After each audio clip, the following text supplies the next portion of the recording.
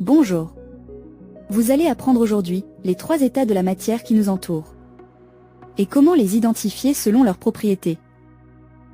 Les propriétés des états physiques de la matière sont essentielles à comprendre pour étudier les sciences. Commençons par l'état solide. Lorsqu'on observe les expériences, on peut voir que le solide a une forme propre car il ne dépend pas du récipient qui le contient. Cela signifie que, quelle que soit la forme du contenant, le solide garde sa propre forme.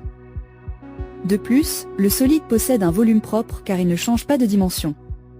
Que ce soit dans un grand ou petit récipient, la quantité de matière reste la même et ses dimensions ne varient pas. Ensuite, le solide n'est pas compressible, ce qui veut dire qu'on ne peut pas augmenter son volume par pression. Contrairement au gaz, les molécules d'un solide sont très proches les unes des autres, ce qui empêche toute compression. Enfin, le solide n'est pas expansible car son volume ne se dilate pas. Cela signifie qu'il ne peut pas s'étendre pour occuper plus d'espace sans changer sa structure. Sans oublier que le solide ne coule pas, on peut le retenir entre les doigts. En résumé, l'état solide se caractérise par une forme et un volume fixe, et une incapacité à être compressé ou dilaté. Les propriétés de l'état liquide.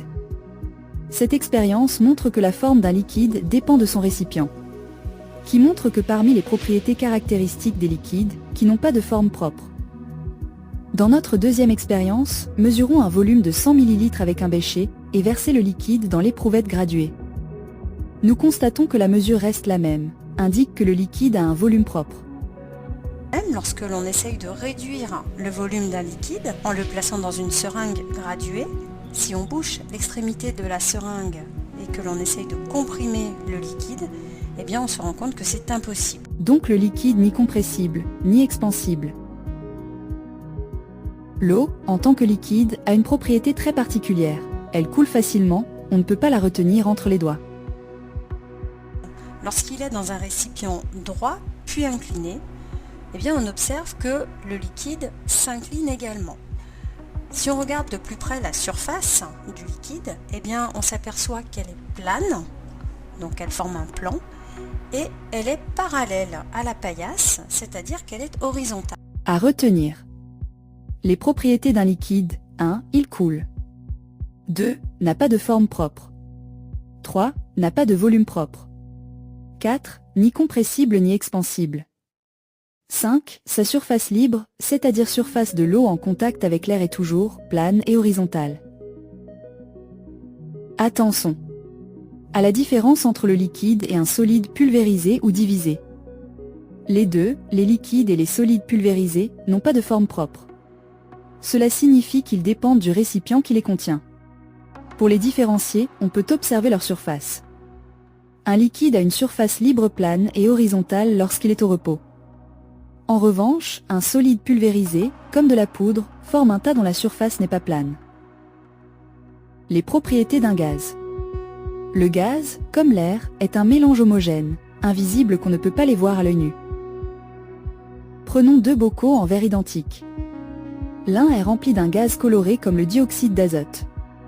En enlevant la barrière qui les sépare, le gaz coloré se déplace instantanément dans l'autre bocal, démontrant ainsi que les gaz n'ont pas ni forme propre, ni volume propre. Ils occupent tout l'espace qu'on lui offert.